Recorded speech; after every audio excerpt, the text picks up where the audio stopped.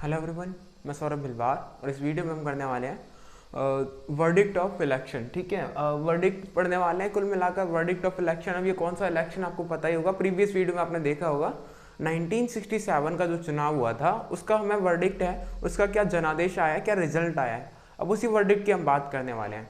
तो non Congressism आपने देख ही लिया था कि क्या था, तो अब इसी के बाद में देखते हैं कि भाई नॉन कांग्रेसिज्म का कुछ चुनाव के रिजल्ट पर कुछ असर पड़ा था या नहीं पड़ा था। अब चलिए उसी रिजल्ट की बात करते हैं। तो देखना होता है क्या है कि जो हमारा फैब है, फैब का महीना था, ठीक है, फरवरी, ये जो महीना था कुल मिलाकर इस महीने के अंदर, ठीक है, 1967 चुनाव कंडक्ट करवाए गए थे, जिसमें लोकसभा इलेक्शन भी थे। और लोकसभा इलेक्शन के बाद अगर हम बात करें तो लोकसभा इलेक्शन के बाद में कुछ और भी चीज़ें थी हमारी, कौन सी, मान लीजिए लोकसभा इलेक्शन हुए थे। ठीक है, लोकसभा इलेक्शन हो जाने के बाद क्या हुआ कि भाई लोकसभा इलेक्शन हुए और उसी के साथ में स्टेट असेंबली के इलेक्शन भी कंडक्ट करवाए गए थे।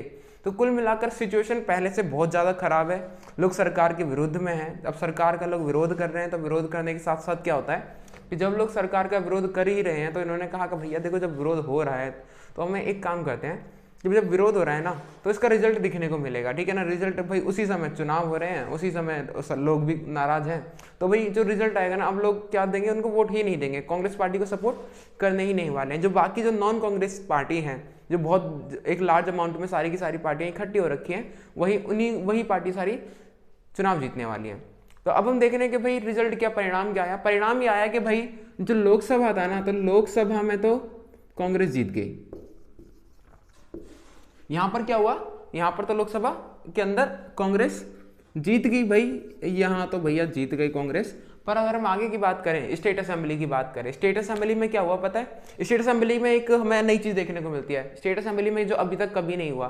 ठीक है, भारत के 9 राज्यों में क्या होते हैं, भारत के 9 राज्यों में होते हैं चुनाव, उन सभी चुनाव के अंदर कांग्रेस की कहीं भी सरकार नहीं बनती। ठीक है, तो 7 राज्यों में तो कुल मिलाकर जो 7 स्टेट्स के अंदर तो कंप्लीटली जो पार्टी बनती है और नॉन कांग्रेसिज्म के तहत बनती है, मतलब जो अदर्स पार्टी थी उन्होंने सरकार बनाई, मिलजुल कर सरकार बनाई थी, ये ध्यान रखना।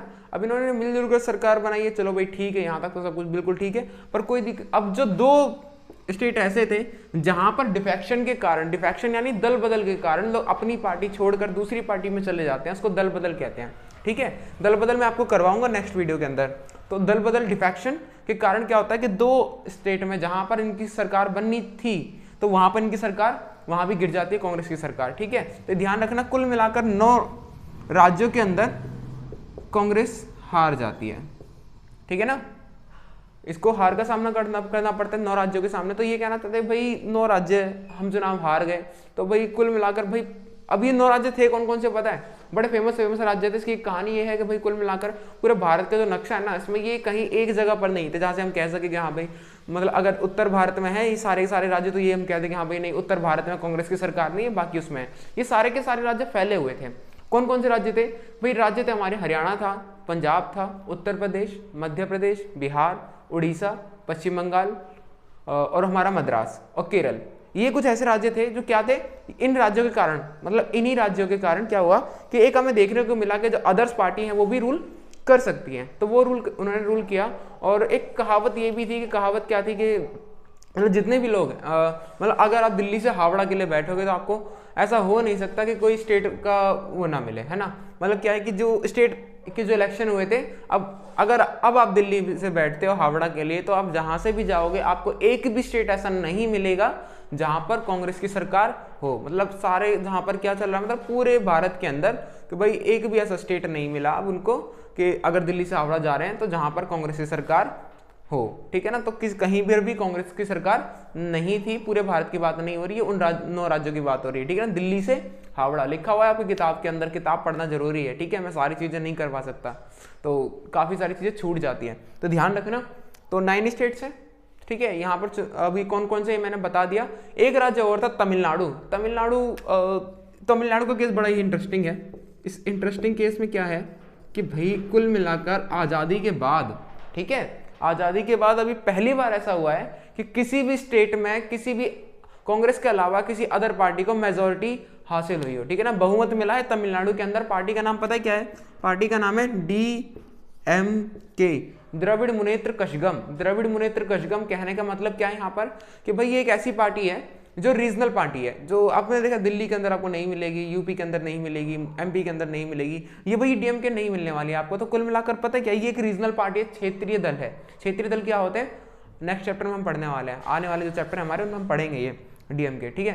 तो अब देखना जो डीएमके पता है क्या था कि भाई जो कुछ लोग थे जो तमिलनाडु के अंदर जो स्टूडेंट्स थे वो हिंदी का विरोध कर रहे थे, हिंदी का जब वो विरोध कर रहे थे, हिंदी लैंग्वेज जो हिंदी भाषा है उसका विरोध कर रहे थे, तो उन छात्रों का जो साथ दिया था वो किस पार्टी ने दिया था, वो डीएमके ने दिया था। मतलब क्या है, एक पार्टी ने लोगों की सुनी और फिर लोगों ने उसको बहुमत दिया, है ना, मेजोरिटी मिली, ठीक है। तो तमिलनाडु के अंदर, पूरे भारत के अंदर कांग्रेस के अलावा पहली ऐसी पार्टी बनी है जिसको मेजोरिटी हासिल हुई है, और कहाँ पर हुई थी, तमिलनाडु के अंदर। तो उम्मीद है या तमिलनाडु वाला केस आपको समझ में आया होगा।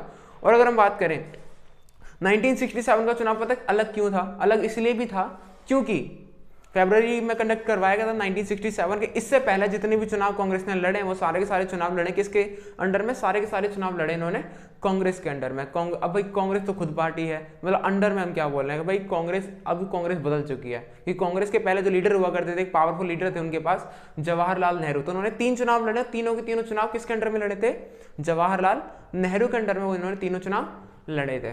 तो उम्मीद है कि आपको ये वीडियो पसंद आई होगी, समझ आई होगी। अगर पसंद आई होगी तो please like the video, subscribe the channel, and thank you for watching the video.